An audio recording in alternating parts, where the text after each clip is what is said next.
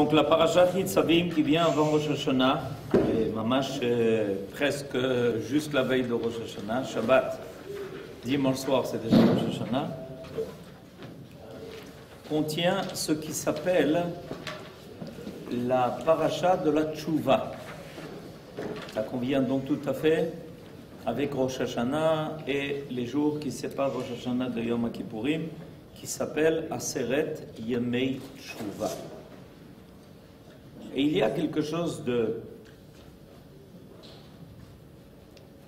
surprenant dans cette paracha, c'est que la paracha de la Tchouva parle précisément, la paracha de la Tchouva de chacun, la Tchouva que chacun doit faire, la Tchouva même collective que nous devons faire, parce que la Tchouva n'est pas seulement une histoire individuelle, elle est aussi une histoire collective. Voilà que la paracha de la Tchouva parle du retour d'Israël sur sa terre. Alors aujourd'hui, on va essayer de comprendre pourquoi précisément la paracha de la Tchouva, comme ça elle est appelée par nos sages, pourquoi la paracha de la Tchouva est en connexion avec le fait du retour d'Israël sur sa terre à la fin des temps. Alors, c'est le chapitre 30 que nous avons dans notre paracha, la paracha de Nitzavim, et qui nous dit la chose suivante. Ve'aya ki yavo alecha kol advarim ha'ele habracha ve'haklala asher natati lefanecha ve'ashevota levavecha bechol hagoyim asher hidlichacha Adonai Elohecha shama ve'shavta ad Adonai Elohecha ve'shama'ata bekolo bechol asher anochi mitzavecha hayom ata. Or, quand seront survenus tous ces événements, la bénédiction ou la malédiction qui ont déjà été rappelées dans les parachutes précédentes, précisément, si tu les prends à cœur au milieu de tous ces peuples où tu auras relégué l'Éternel, ton Dieu, que tu retournes à l'Éternel, ton Dieu, tu retournes, ça s'appelle faire tchouva, et que tu obéisses à sa voix, en tout, ce que je te recommande aujourd'hui, à toi et à tes enfants de tout ton cœur et de toute ton âme, alors qu'est-ce qui se passera si tu fais ça? Veshav Adonai Elohecha et shevutecha, verichamecha, veshav ikibetzecha mikol ha'amim, asher evetzecha Adonai Elohecha shama. L'Éternel ton Dieu, te prenant en pitié, mettra un terme à ton exil, et il te rassemblera du sein des peuples parmi lesquels il t'aura dispersé. Tes proscrits, fussent-ils à l'extrémité des cieux, l'Éternel ton Dieu te rappellera de là, et là même il ira te reprendre, et il te ramènera l'Éternel ton Dieu dans le pays qu'auront possédé tes pères, et tu le posséderas à ton tour. Et il te rendra florissant et nombreux plus que tes pères. Et là arrive un des endroits où on a une allusion au mois de Elul qu'on est en train de terminer. Il nous reste Shabbat et dimanche, donc on est en train de terminer le mois de Elul. Alors pour vous montrer cette allusion au mois de Elul, alors, nous allons lire le verset 6 en ivrite. Umal Adonai Elohecha et levavcha ve et levav zarecha, le'ahava et Adonai Elohecha bechol levavcha uvchol nafshecha, leman chayecha. Je traduis, et l'Éternel ton Dieu circoncira ton cœur et celui de ta postérité pour que tu aimes l'Éternel ton Dieu de tout ton cœur et de toute ton âme et assure ton existence. Alors regardez, dans le verset 6 en hébreu, après qu'il y ait marqué que Dieu circoncira, l'Éternel ton Dieu circoncira, il y a marqué et levavcha ve'et levav zarecha. Et aleph levavcha lamed ve'et vav levav lamed Elul. Il faut le faire quand même, que la paracha qui termine le mois de Elul contienne le mois de Elul. Non, mais vous vous rendez compte un peu, et ça a été écrit il y a 3300 ans. Il faut le faire. Et après, on dit qu'il y a des hasards, des coïncidences. Alors, ce que je voulais vous dire, c'est précisément ce lien intéressant entre l'idée de la tchouva et l'idée du retour en Eretz Israël, comme c'est marqué en toutes lettres dans cette paracha, qui selon Maïmonide est la source de la foi dans le Mashiach.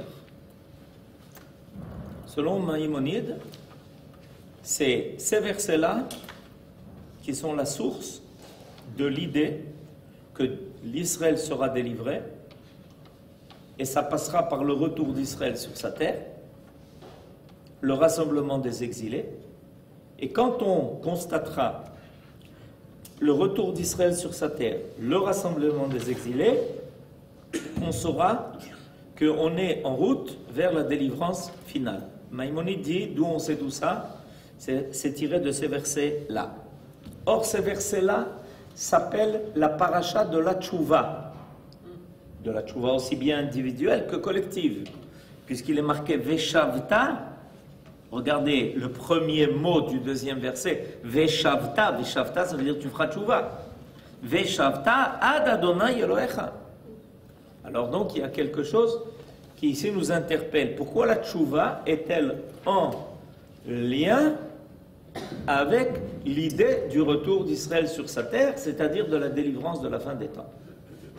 Réponse: la punition de la faute depuis la création de l'homme est systématiquement l'exil. Pas seulement au niveau collectif, pas seulement pour Israël. Toute faute est tout de suite sanctionnée par un exil. Alors on va vous donner quelques exemples, bien avant que le peuple d'Israël ne soit sur terre, bien avant que le peuple d'Israël ne soit là en tant que peuple et qu'il effectivement va être sanctionné par l'exil à chaque fois qu'il va le fauter, comme par exemple avec la destruction du premier temple, boum, on part en exil en Babylonie. Avec la destruction du deuxième temple, boum, on part en exil pour 2000 ans. Bien avant cela, toute faute est tout de suite accompagnée de l'idée de l'exil.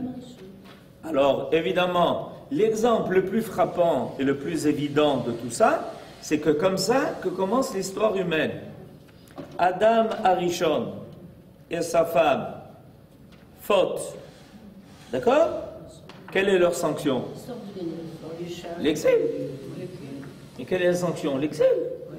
Kadosh Baruch Hu, il a dit, bon, vous avez fauté, partez en exil. Ils quittent le Gan Eden, pas de leur propre volonté évidemment. Et où est-ce qu'ils vont? En exil. Et Akadosh Baruch Hu dit, vous ne pourrez pas revenir, je ne vous laisserai pas revenir, ça prendra du temps. Mais maintenant, puisque vous avez fauté, vous partez en exil. Donc l'idée de l'exil est née avec la faute du premier homme, de Adam Arishon. Tout de suite, la sanction est l'exil. Tu es répudié de l'endroit qui te convient. Deuxième exemple. Ben Caïn. Qu'est-ce qui est dit dans la Torah à propos de Caïn après qu'il ait tué son frère? Na venad tiye baaretz. Akadosh Baruch Hu lui dit, tu n'auras de repos nulle part. Tu seras en exil permanent. Na, la noix. Vous savez ce que ça veut dire la noix? Venad. C'est quoi nad? Tu erras. Caïn, faute, en tuant son frère, immédiatement, quelle est la sanction? Ben, l'exil. Commence à te balader. Quoi? J'aurai pas un endroit à moi? Tu n'auras pas d'endroit à toi. Tu dormiras ici un jour et tu dormiras autre part un autre jour. Et si quelqu'un me trouve en chemin et qui me tue, Demande Caïn à Kadosh Baruch Hu, il a conscience que quand quelqu'un n'est pas à sa place, il est en danger.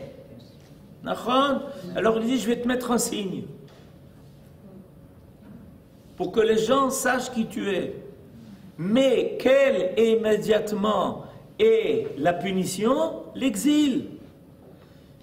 L'homme immédiatement n'a plus de place. Il n'a plus de place. Alors il lui dit, d'ailleurs, Caïn à Kadosh Baruch Hu, quoi?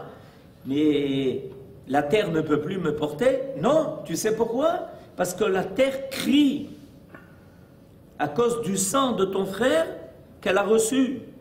Elle a reçu le sang de ton frère, elle est plus capable de te porter. Dme achicha tzoakim elai mina adama. Les sangs de ton frère, pourquoi les sangs au pluriel? Parce que c'est son sang lui et le sang de toute sa postérité jusqu'à la fin des temps qui aurait dû naître de lui. Tous ces sangs-là crient et disent, mais pourquoi on a versé en moi ce sang-là? Ok, alors on a déjà l'exil de Adam Arishon, on a l'exil de Caïn. On continue. Qu'est-ce qui se passe avec la faute de la tour de Babel? Tous les hommes étaient réunis, ils se sont unis et réunis pour construire la tour de Babel, mais leur intention est mauvaise. Ils veulent se révolter contre Akadosh Baruch Hu. Qu'est-ce que leur dit Akadosh Baruch Hu? Ah, l'union fait la force pour des mauvaises intentions, pas de problème. Je vous disperse maintenant sur toute la terre. Et ces hommes qui étaient réunis et unis ensemble, et leur force aurait pu servir à quelque chose d'extrêmement positif, on peut construire le monde. Au lieu de faire ça, ils construisent une tour pour atteindre les cieux et se battre contre Dieu. Comprenez? Alors évidemment, dit Akadosh Baruch Hu, ah si c'est comme ça, pas de problème. Dispersion. Je vous disperse aux quatre coins de la terre. Qu'est-ce qui arrive à l'ensemble de l'humanité? L'exil. Est-ce que vous savez que tous les peuples, on est sûr qu'ils sont sur leur terre depuis la création. Mais tout celui qui a appris l'histoire, c'est que c'est pas du tout. Pas du tout. J'espère que vous savez ça. Les peuples, ils ne sont pas sur leur terre depuis la création. Tout le monde sait que les Grecs n'étaient pas en Grèce. C'est connu. Ils sont venus du Nord. Pareil, les Anglais, les Britanniques, Vikings, les barbares qui ont défilé sur l'Europe. Vous avez peut-être un peu appris ça? Un peu? D'accord?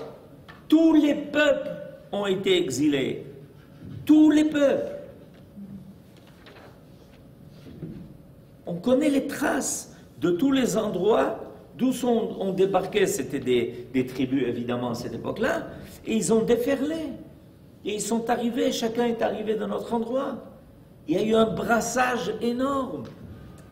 Ces peuples-là, ce n'est pas leur terre d'origine. C'est connu.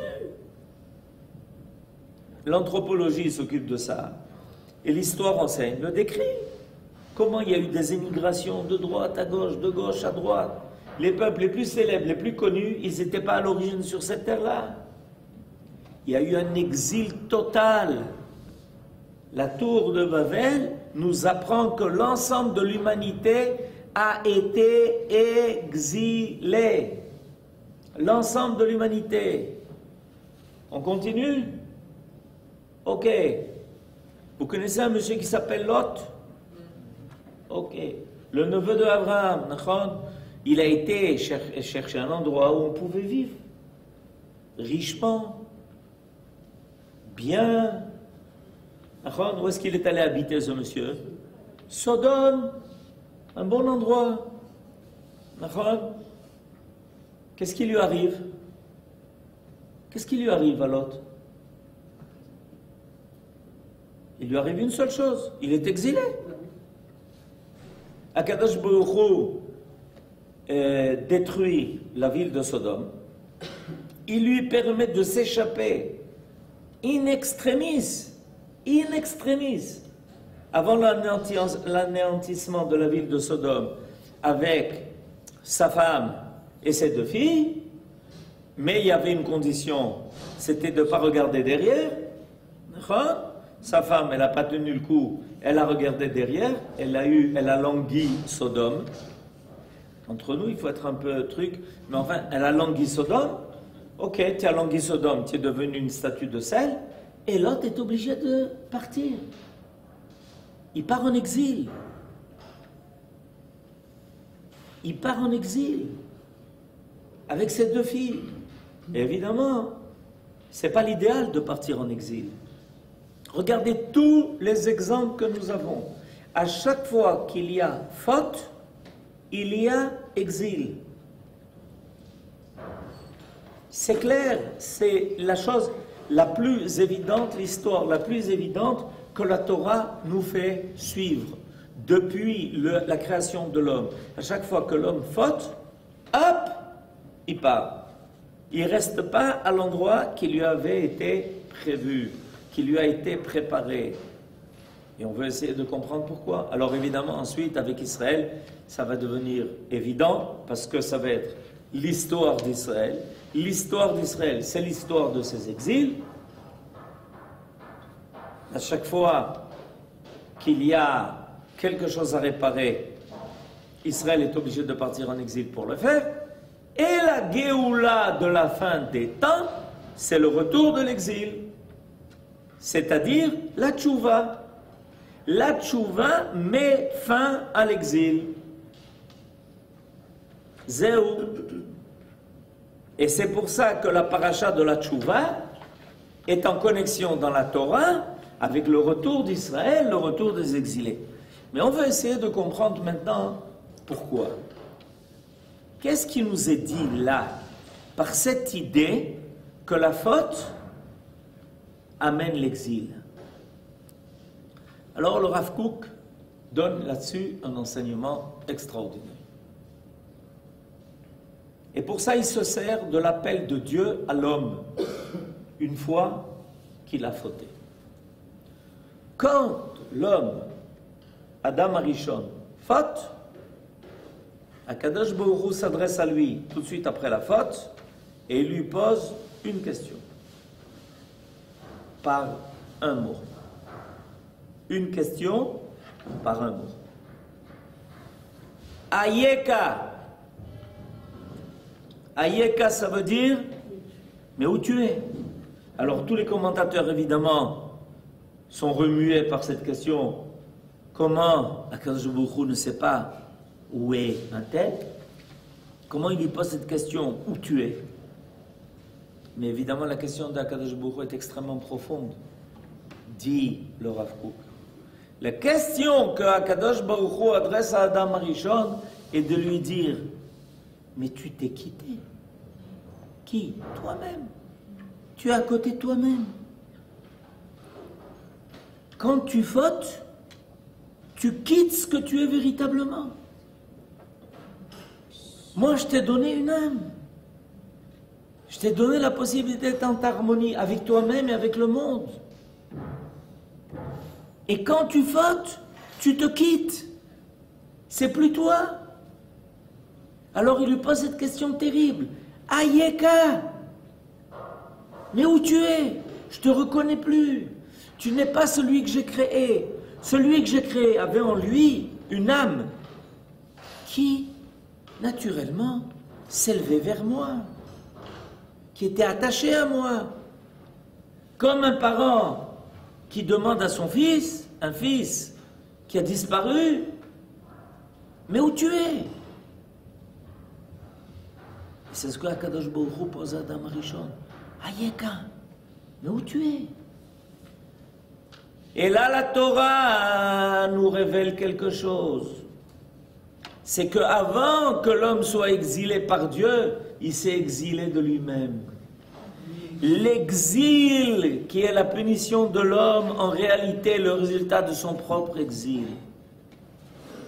c'est l'homme lui-même qui s'est exilé.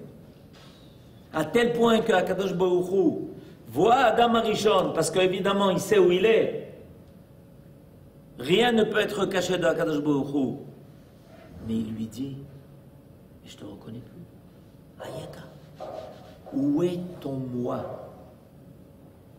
Où est ce que tu es véritablement? C'est ça.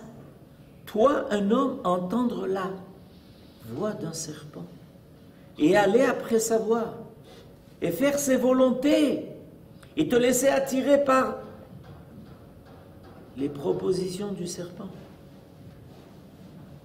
Mais tu t'es abandonné complètement. Tu t'es complètement oublié. Un homme entend un serpent, mais tu t'es complètement oublié. En tant qu'homme, c'est plus toi. Alors il lui dit, Ayeka, c'est un cri terrible qu'Akadosh Baruch Hu lance à l'homme. Mais tu comprends pas, tu t'es exilé. Tu es sorti de toi-même. Tu es en danger. Et évidemment, à partir du moment où un homme s'exile de lui-même, il n'est plus à sa place. Parce que c'est la place qui lui était prévue. C'est la place de lui en tant que lui-même. Mais dès qu'il n'est plus lui-même, il ne peut plus rester à sa place. Eretz Israël est la place du lien, du contact avec Akadosh Baruch Hu. C'est pour ça qu'elle s'appelle Eretz HaKodesh. Dès que le peuple quitte ça, Akadosh Baruch Hu lui dit, mais vous n'êtes plus à votre place. Ici, c'est la terre où on parle avec Dieu. Regardez ce que vous faites. Vous ne parlez pas avec moi. Vous parlez avec des idoles. Vous n'êtes plus à votre place. Et évidemment, le peuple part en exil. Jusqu'à ce qu'il réclame quoi? La voix de Dieu. Regardez ce qui est marqué. Alors la traduction, comme d'habitude, fausse. Et regardez ce qui est marqué dans le verset bête. Veshavta ad Adonai Elohecha. Et tu retourneras vers l'Éternel ton Dieu. Veshamata bekolo. Veshamata bekolo, ça veut dire tu entendras à nouveau sa voix. Parce que quand tu t'es exilé, tu n'entendais plus sa voix. Comme un enfant qui n'entend plus la voix de son père et qui est complètement paniqué. Parce qu'en exil, on ne peut pas entendre la voix de Dieu. La voix de Dieu ne peut se faire entendre que sur la terre de la prophétie. Alors l'homme a langui la voix de Dieu. Veshamata bekolo. Tu pourras entendre sa voix à nouveau. Parce que tu fais tchouva et que tu veux revenir à lui. Et que tu dis à Kadosh Baruch Hu, je voudrais entendre ta voix. Il dit à Kadosh Baruch Hu, tu veux entendre ma voix? Alors je te ramène à l'endroit où tu pourras l'entendre. Et la traduction littérale, Veshamata bekolo, pas tu obéiras, que tu obéisses à sa voix. Veshamata, c'est entendre. La chose la plus terrible qui puisse arriver à l'homme, c'est que parti en exil, il n'entend plus la voix de Dieu. Il est déconnecté. Il est déconnecté. Il n'est plus en contact. C'est le résultat de l'exil. Et quand quelqu'un fait, quand le peuple fait tchouva, il veut retrouver la possibilité d'entendre la voix de Dieu. Alors Akadosh Baruch Hu lui dit, ah, ok, Kol HaKavod, vous voulez entendre ma voix? Oui. Si vous voulez entendre ma voix, eh bien, pour le faire, il faut que vous reveniez à l'endroit où on entend la voix de Dieu. C'est où? C'est chez toi. C'est quand tu es chez toi, quand tu es sur ta terre, quand tu es en contact avec Dieu, parce que En ze ki imbet Elohim veze shar hashamayim. Ici, à la porte du ciel. Et c'est pour ça que l'idée de la tchouva est liée avec l'idée du retour de l'exil. Parce que l'homme veut à nouveau entendre la voix de Dieu. Il n'y a pas une contradiction. Une contradiction. Il n'y a pas une contradiction dans ce truc. Parce que finalement, on dit que celui qui est en Rousselet, il sert d'autres dieux et pas qu'à le Nachon. C'est en Rousselet qu'on s'est réveillé. Ça Nachon. veut dire qu'à Kadosh Baruch Hu, il nous a pointé du doigt, on s'est réveillé là-bas, pas ici. pour nous amener ici. Nachon. Alors il y a une espèce de contradiction, parce que est-ce qu'il est présent, est-ce qu'il n'est pas présent en Chutz La'aretz? C'est une question qu'on a souvent posée. Est-ce que il y a des gens, quand les rabbinim ils passent en Chutz La'aretz, ils disent qu'il n'y a pas... Les gens, ils se révoltent, parce qu'ils disent qu'est-ce qu'on fait? Pourquoi on fait des prières? Pourquoi si Akadosh Baruch Hu n'est pas là? Alors, d'un autre côté, c'est là-bas qu'on se réveille, c'est là-bas qu'Akadosh Baruch Hu nous a réveillés pour qu'on vienne ici. Ça veut dire qu'il y a une espèce, il y a quelque chose qu'on ne comprend pas. D'ailleurs, c'est l'ordre des versets. Dans le verset bête, et que tu entendras Dieu, et verset Gimel, le 3e verset, il te ramènera dans ton pays. Nachon, c'est la question que Eliaou pose. Et la réponse, elle est très facile. Pour entendre la voix, il faut tendre l'oreille.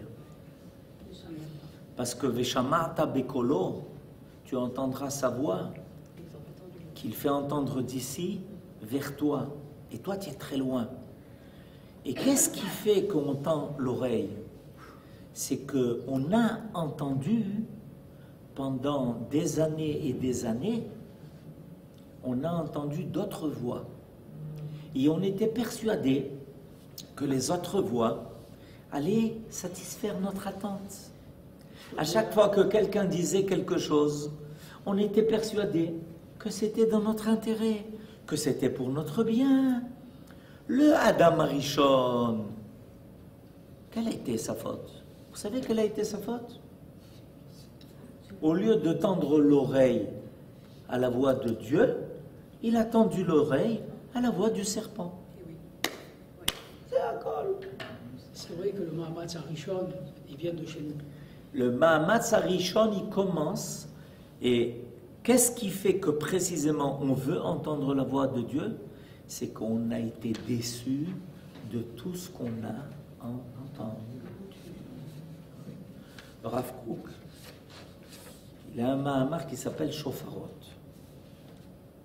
Et dans ce Mahamar qui s'appelle Shofarot, qui est phénoménal, il a écrit, il a fait une dracha dans le Bet HaKnesset qui a été rénové maintenant dans la vieille ville, à Chovat Rabbi Yehuda Chassid. Et il a fait une dracha en 1933. Et dans cette dracha, à Rosh Hashanah, 1933, alors il dit la chose suivante. Sachez une chose, que Akadosh Baruch Hu sonne du shofar. Vous entendez le shofar ou pas? Et on a intérêt à entendre le bon shofar.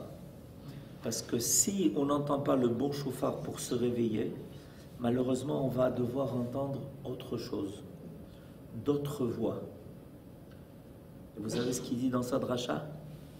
Comme par exemple la voix de Hitler. Rosh Hashanah 1933. Depuis quelques mois, il était au pouvoir. C'est-à-dire que ce qui nous arrive en exil, c'est qu'on entend d'autres voix. Et ces autres voix, elles nous endorment. Alors, c'est ce qui est marqué dans Shirim. Qu'est-ce qui est marqué dans Shirim? Ani yashanti. Ani yeshena.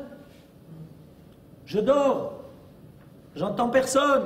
Akadosh Baruch Hu m'appelle. Mon bien-aimé est à la porte.